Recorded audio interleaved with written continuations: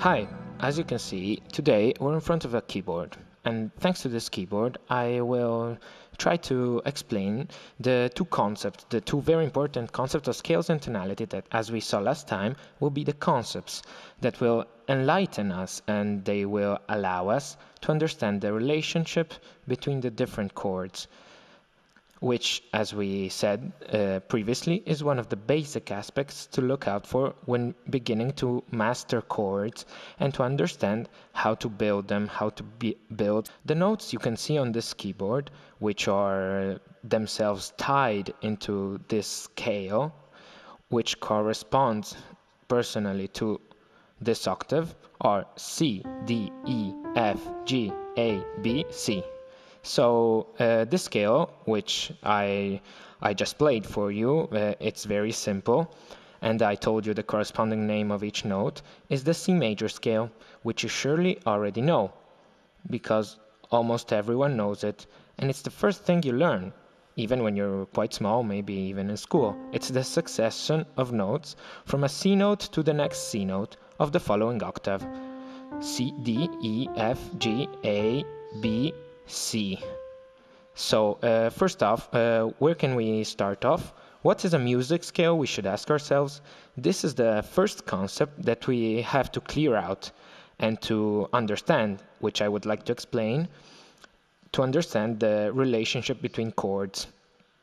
The very complex relationship between chords. A musical scale is nothing more than a set of notes comprised in a singular octave, in this case from the C to the next C note, and in this particular case the number of notes that comprise the C major scale is of 7 notes: C1, D2, E3, F4, G5, A6 and B7. Seventh note. These are the 7 notes of the C major scale. It's much more correct to call them degrees rather than notes. Each of these degrees in the scale has a very specific name. We shall see them one by one. Right now, which the first degree is tonic, for the second degree it's supertonic, for the third degree it's mediant, for the fourth degree it's subdominant, for the fifth degree it's dominant, for the sixth degree the submediant, and for the seventh degree the name is leading. So right now you must be wondering what these names mean. You must be asking yourself, what is their importance to me? Dominant, tonic, subdominant, what do they mean? Taken only by their name, these degrees don't actually mean anything. That's why we have to understand the very complex and very extremely important relationship between the notes to understand the importance of these names by introducing the concept of tonality, the extremely and basic and essential concept of tonality. What does it mean actually to be in the C major tonality? It means, very simply, that we're inside a system of relationships between the various sounds, the sounds we hear.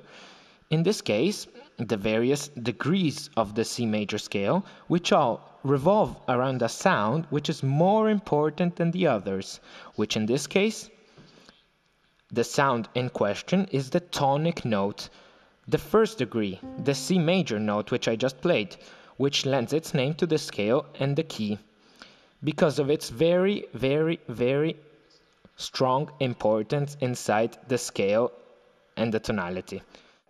There are 3 notes, actually let's call them degrees rather than notes, which have different and varying importance. A sort of internal hierarchy inside the scale.